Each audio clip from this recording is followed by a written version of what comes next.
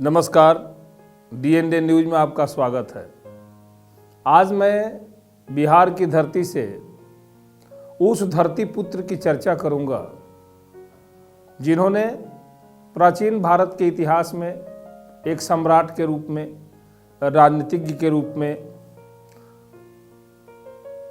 धर्मशास्त्री के रूप में, प्रजापालक के रूप में पूरे विश्व में तहलका मचा दिया। एक समय की बात है कि तथागत यानी महात्मा बुद्ध पाटलिपुत्र की धरती पर भिक्षा मांगते हुए घूम रहे थे। एक बालक खेल रहा था।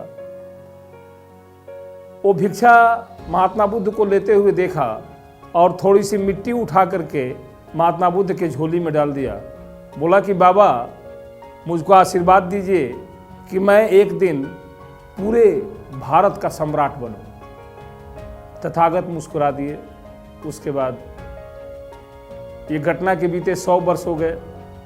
उसी वक्त तथागत ने यानी महात्मा बुद्ध ने भविष्यवाणी की थी कि यही लड़का आज के 100 वर्ष बाद इस पाटलिपुत्र का ऐसा ओजस्वी सम्राट होगा जो पूरे विश्व को हिला कर रख देगा। तथागत की बातें सत्य हुई और कालांतर में अशोक नाम का राजा इस पाटलिपुत्र की धरती पर मगध यानी वर्तमान में बिहार में पैदा हुआ और पूरे विश्व को चकित कर दिया। 304 ईस्वी में यह शक्तिशाली सम्राट पिता बिंदुसार, माता शुभ्रांगी देवी, दादा चंद्रगुप्त मौर्य के खानदान में पैदा हुआ और अपने जीवन की शुरुआत की। बिंदुसार की 14 रानियां थी जिनके पुत्रों की संख्या 100 थी। इन 100 पुत्रों में यह सुभद्रांगी का जो पुत्र था कुरूप था। राजा इसको देखना पसंद नहीं करते थे, लेकिन अपने शौर्य के बल पर, अपने युद्ध कौशल के बल पर अंततः अपने पिता को मजबूर कर दिया और इसी बालक को मगध गद्दी बैठाना पड़ा।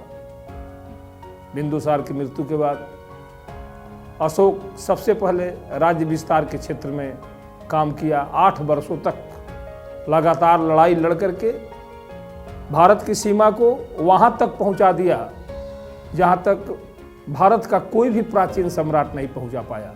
इसलिए अशोक अपने आप में एक अद्वितीय सम्राट है। यह सम्राट केवल योद्धा ही नहीं था, बल्कि एक शिकारी था, निर्भीक व्यक्ति था। एक छड़ी से शेर को मार करके उसको मरणांत तक पहुंचा दिया।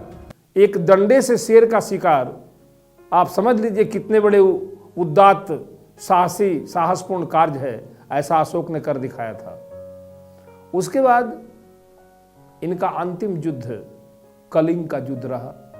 कलिंग का युद्ध ऐसा युद्ध था जिसमें हजारों की संख्या में लोग मरे, लाखों की संख्या में लोग घायल हुए।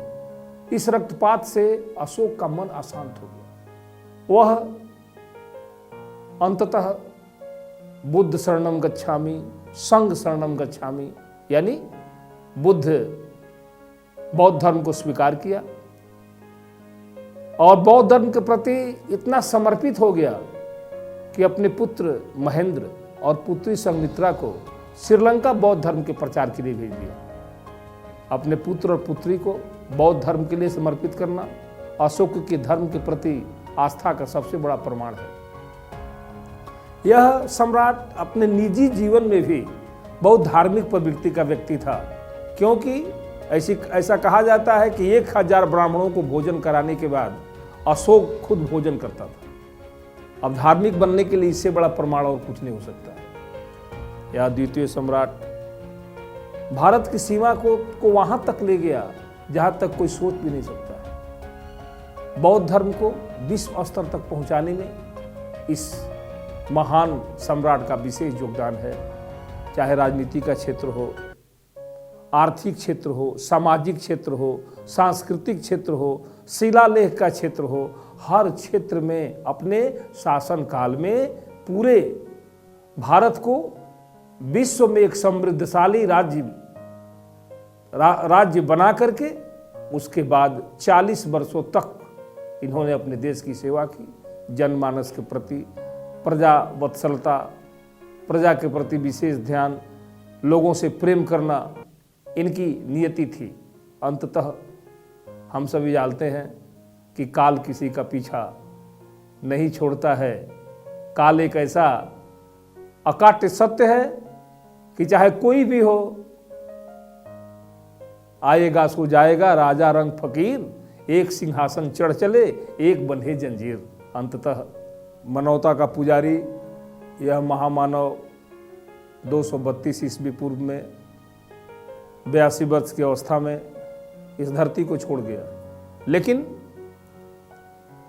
विश्व इतिहास में यह चमकता हुआ सितारा आज भी चमक रहा है। जहां भी भारत के प्राचीन सम्राटों की चर्चा होगी वहां पर अशोक सबसे पहले आएगा। इसलिए अशोक के विषय में जितना भी सुपरलेटिव डिग्री रहा गया, कुछ भी इनके गुणों की चर्चा की जाए कम ही है। जैसे सागर से एक बूंद पानी का निकालना, वह सागर था। इस तरह मैं इस महापुरुष के विषय में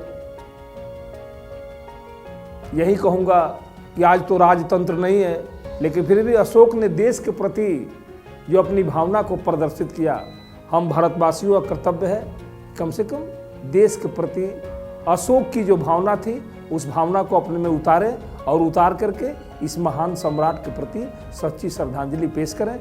इन्हीं शब्दों के साथ मैं अपने वाणी को विराम देते हुए आप सभी दर्शकों से गुजारिश करता हूं, अनुरोध करता हूं कि आप इस DND न्यूज़ चैनल को सब्सक्राइब करें और हमारे मनोबल को बढ़ावें। धन्यवाद। हमारे YouTube चैनल को सब्सक्राइब और Facebook पेज को लाइक करना ना भूलें। धन्यवाद।